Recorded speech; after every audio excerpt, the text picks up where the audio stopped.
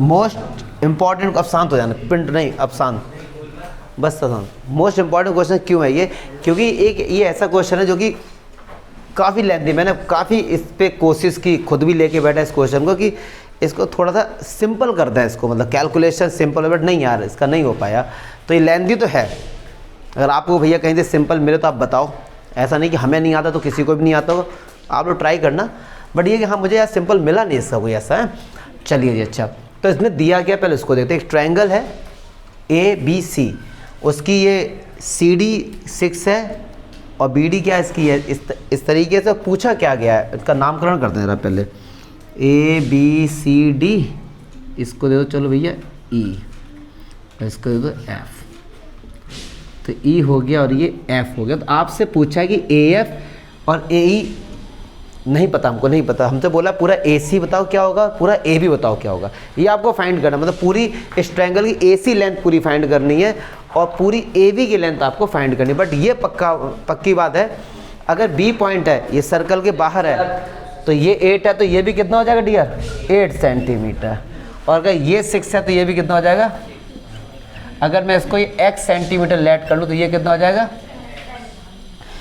आपका एक लॉजिक है बस में कि x फाइंड कर लो, बस केवल x फाइंड कर लो, आंसर आ जाएगा। बेटा साथ साथ मत लिखो, पर ही छोड़ दो, समझो इस क्वेश्चन को।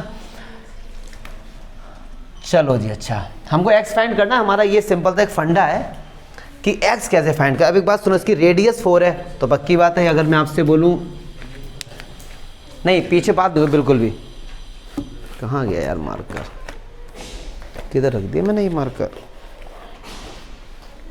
चलो इसी से कर देता हूँ। देखो ये सेंटर है, सेंटर को E से मिलाया, पक्की बात एंगल कितना होगा 90, ये भी एंगल कितना होगा 90। अगर ये 4 है तो ये भी 4 होगा, और ये 4 है तो भाई साहब ये भी क्या होगा 4 से, और एंगल सब के सब क्या होंगे 90। तो इस तरीके से ही हमारे पास कोई दिक्कत, इस तरीके हमने ये हर चीज़ 4 सेंटीमीटर है, x फाइंड करना है, बड़ा इंपॉर्टेंट क्वेश्चन। फिर क्या जुगाड़बाजी करी, जुगाड़बाजी ये कि भैया कि हमसे नहीं हो पा रहा सॉल्व ये। अब जब नहीं हो पाता है सॉल्व तो कुछ कंस्ट्रक्शन या कुछ लॉजिक लगाते हैं। तो उन्होंने क्या बोला कि अगर ये राइट एंगल है, मतलब 90 है, तो यार इसको हम एक ऐसा ट्रायंगल बनाएं जिसमें राइट एंगल आ जाए, और किसी भी राइट एंगल ट्रायंगल का एरिया हर कोई फाइंड कर सकता है, 1/2 बेस इंटू हाइट, हर कोई फाइंड कर सकता है। लेकिन उससे पहले लोगों ने क्या बोला, लोगों ने कहा कि भाई ऐसा करो कि इसकी तीनों साइड पता है, ये हो जाएगी x+8, ये हो जाएगी x+6 और ये हो जाएगी 40। इसका एरिया ऑफ ट्रायंगल का फॉर्मूला लगा दो, हेरोइंस फार्मूला। तो पहले लोगों ने ये सोचा, तो चलो हम लोग जैसा उन्होंने सोचा ना उसी के अकॉर्डिंग करते हैं। तो अगर मैं आपसे बोलूं कि AC साइड क्या होगी, तो आप बोल दोगे डियर कि x+6 सेंटी, यही तो हो जाएगी, ठीक है। अगर मैं आपसे पूछूं कि BA या AB क्या हो जाएगी, तो आप क्या बोलो x+8 सेंटीमीटर। और अगर मैं आपसे पूछूं BC, ये देखना इसमें दिख रहा है, ये कैमरे मारा ना, ठीक है, हाँ नहीं आ रहा है, नहीं आ रहा, ऐसा मत करो यार कि नहीं आ रहा है, तो नहीं आ रहा है।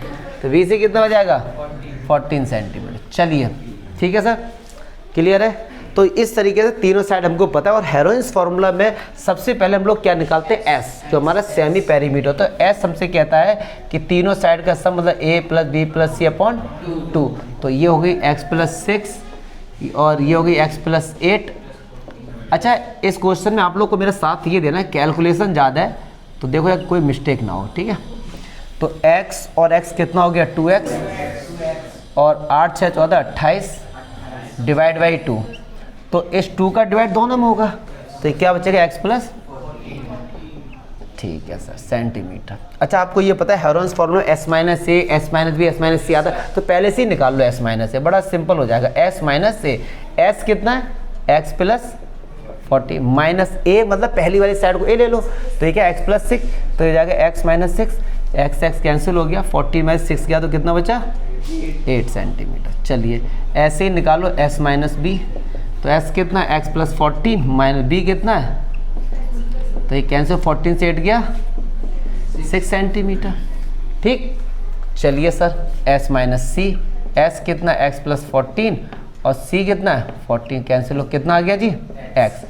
हमको एस माइनस ए भी पता लग गया, एस माइनस बी भी पता लग गया और एस माइनस सी पता लग गया। एरिया का क्या फार्मूला होता है, हेरोन्स फार्मूला होता है area of triangle A B C, हमने पढ़ा है स्क्वायर रूट।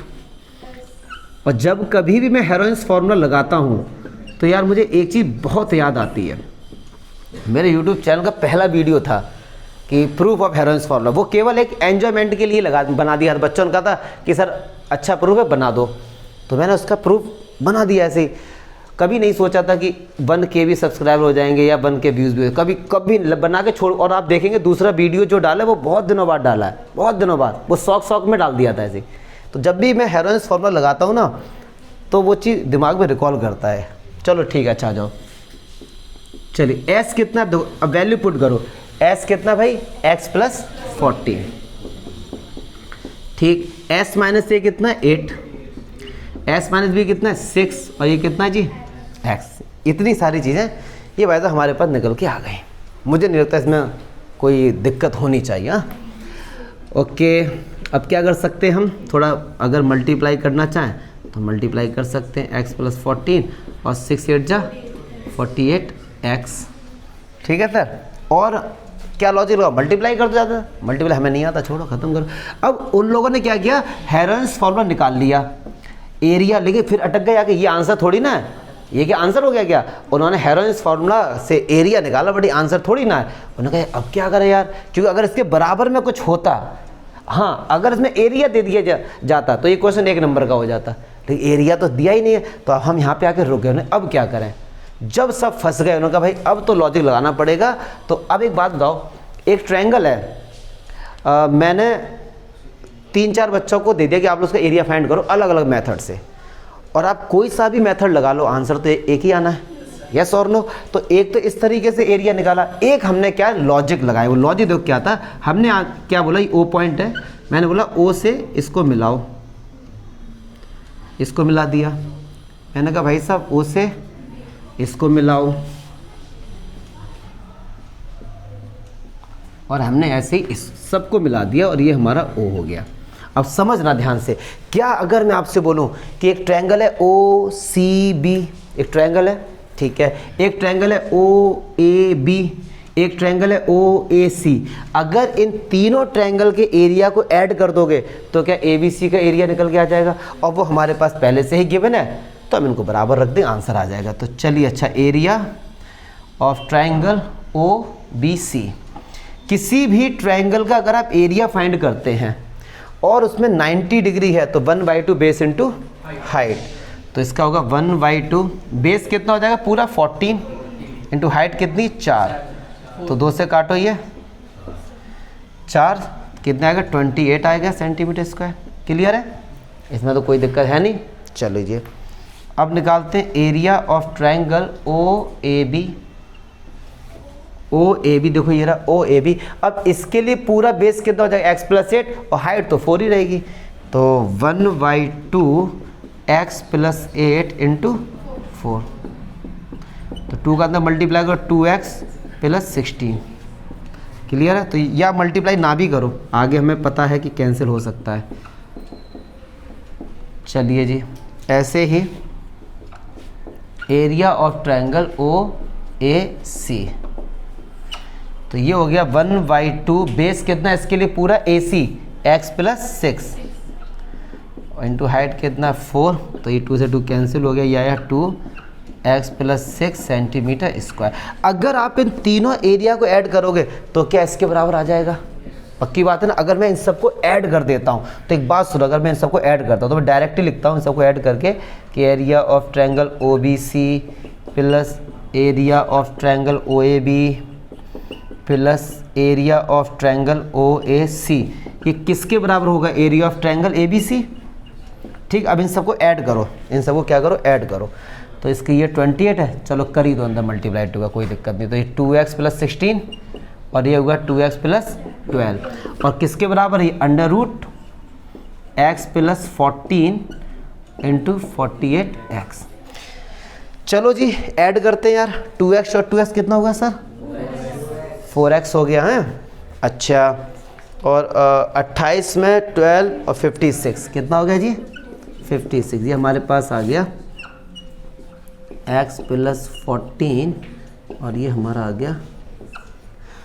मुझे नहीं लगता कि यहाँ तक कोई बहुत बड़ा डाउट होने वाला है, ठीक है। अच्छा, अब इसके बाद थोड़ी सी कैलकुलेशन है, वो कैलकुलेशन एक चीज़ हम ये कर सकते हैं, 48 है ना, 48 में से कुछ कॉमन आ जाएगा बाहर स्क्वायर रूट में से, अगर पढ़े लिखे इतना हो, क्लास 8 का बेसिक आता है।